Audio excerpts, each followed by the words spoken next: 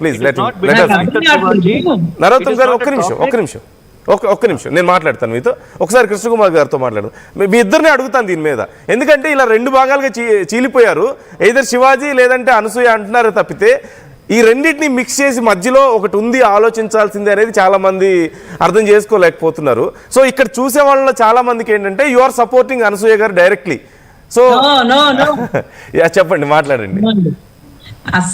అస్సలు నేను మొదటి నుంచి చెప్తున్నాను, దయచేసి ఇది అర్థం చేసుకోండి ప్రతి ఒక్కళ్ళు.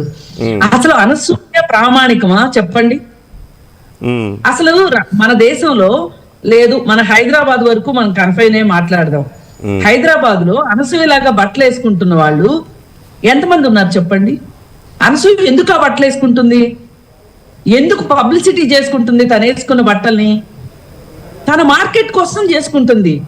ఆ మార్కెట్ నుంచి డబ్బులు తీసుకోవటానికి చేస్తోంది. అది ఆమె వ్యాపార లక్షణం ఆవిడది. ఇప్పుడు శివాజీ ఉన్నాడండి, మరి అంటే మార్కెటింగ్ కోసం అని కాకుండా she likes to wear it. అది తనకి ఇష్టం అని చూడలేమో మనం. తన లైఫ్ స్టైల్ అదొక భాగం. అదే ఆమె ఇష్టమా, ఆమె లైఫ్ స్టైలా, ఆమె వ్యాపారమా అనేది ఆవిడికి సంబంధించిన విషయం.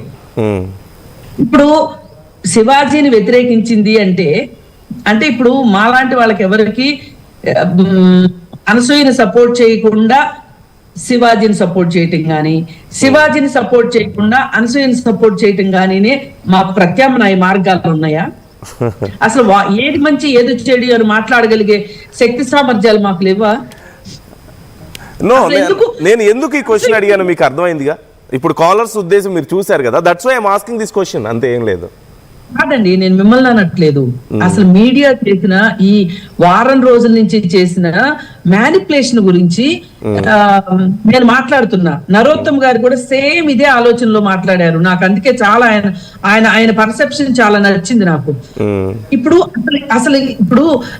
అనసూయ ఏమన్నా ఈ దేశం మొత్తానికి డ్రెస్ డిజైనరా చెప్పండి? లేకపోతే శివాజీ ఏమన్నా ఈ దేశం మొత్తానికి ఆడపిల్లలు ఎలా ఉండాలో, అసలు ఆడపిల్లల మీద అత్యాచారాలు ఎలా జరుగుతున్నాయో చెప్పే రీసెర్చ్ ఏమన్నా చేశాడు ఆయన? ఆ రీసెర్చ్ చేసిన ఒక ఆయన ఉన్నాడు, జస్టిస్ వర్మ గారని. ఆయన ఒక నివేదిక ఇచ్చారు. ఆ నివేదిక గురించి ఒక్క మీడియా హౌస్ మాట్లాడట్లేదు. అసలు ఈ రోజు ఈ సమస్య ఇంత దరిద్రంగా తయారవడానికి మీడియానే కారణం. నేను ప్రతి మీడియా హౌస్ లో కూర్చొని మాట్లాడుతున్నా. ఈ పాపంలో ప్రతి మీడియా హౌస్ కి భాగం ఉంది. అసలు ఎందుకండి? అసలు అబ్బాయికి ఎంత వరకు హక్కు ఉంది?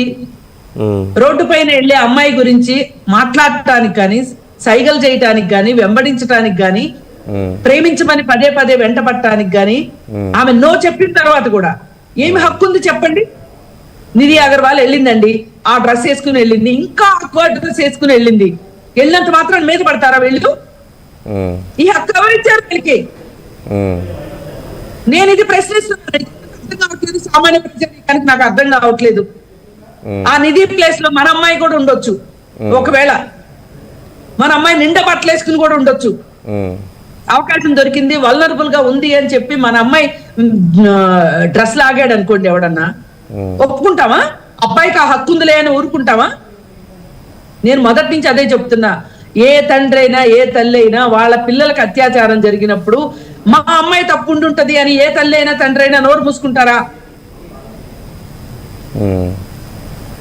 ఏ తల్లి అయినా తండ్రి అయినా అబ్బాయిని వెనకేసుకొస్తారేమో గానీ అమ్మాయి తప్పని ఎవరైనా చెప్తారా చెప్పండి? అంటే వాళ్ళ అమ్మాయి గురించి వాళ్ళు అలా మాట్లాడలేకపోయినప్పటికీ కూడా ఇంకొక అమ్మాయి గురించి మాట్లాడగలుగుతున్నారుగా. వాళ్ళ కూతురు లాంటి ఇంకొక అమ్మాయి గురించి అదే ఆలోచన చేయగలుగుతున్నారుగా వాళ్ళు. ఇదే కదా ద్వంద్వ ప్రమాణం అంటే, ఇదే కదా. మన ఇంటి దాకా దొంగలు రాకుండా ఉంటే చాలు, పక్కింట్లో దొంగలు వచ్చినా పర్వాలేదు, మనకు తెలిసినా పర్వాలేదు. ఇది పబ్లిక్ సైకాలజీ. ఈ పబ్లిక్ సైకాలజీ మోస్ట్ అన్ఫార్చునేట్, మీరు చెప్పింది కరెక్టే. ద మోస్ట్ అన్ఫార్చునేట్ ఇదేంటంటే, ఇప్పుడు ఒకవేళ ఒక ఇంట్లో ఒక అమ్మాయికి ఇలా జరిగితే ఆ సొంత బాబాయే, ఆ సొంత మామయ్యే, వాళ్ళోళ్ళే నువ్వు ఇదిగో ఇలాంటి బట్టలు వేసుకుంటే ఇలాగే అవుతాయని మాట్లాడే వాళ్ళు ఉన్నారు. There are certain mentalities unfortunately. ఇది కూడా కాదండి, నేను ఇంకోటి చెప్తున్నాను. ఈయన సినిమాల్లోనే ఉన్నాడు కదా శివాజీ. ఇన్నాళ్ళు సినిమా ఇండస్ట్రీ బాగు చేయడానికి ఎందుకు మాట్లాడలేదండి? ఆ రోజు కాస్టింగ్ కౌచ్ గురించి రోడ్డు మీదకి వచ్చిన రోజు ఎందుకు మాట్లాడలేదండి? సినిమాల్లో ఏం జరుగుతుందో మీకు తెలియదా అండి? గొంగట్లో తింటా ఎంట్రుకు లేనట్టుంది ఆయన. పైగా ఇంకొకటి నాకు అన్నిటికన్నా నచ్చని మాట ఏంటంటే, అసలు హీరోయిన్ల మీద భారం వేయడం ఏంటండి? అది అప్కమింగ్ హీరోయిన్ల మీద.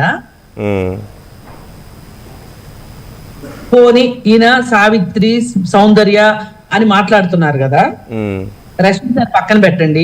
ఇప్పుడు ఏదో రష్మికకి మంచి మార్కెట్ ఉంది కాబట్టి రష్మిక ఏదో సపోర్టింగ్ యాక్టర్ గా ఈయనకి సపోర్ట్ చేస్తదేమోనన్న ఉద్దేశంతో రష్మికని వెనకేసుకొచ్చాడు. గాని సావిత్రి, సౌందర్య లాగా అసలు సౌందర్య కూడా అండి మాయలోడి సినిమాలో వానపాటలో డాన్స్ ఎట్లా ఉంది చెప్పండి? అది ఎక్స్పోజింగ్ కాదా?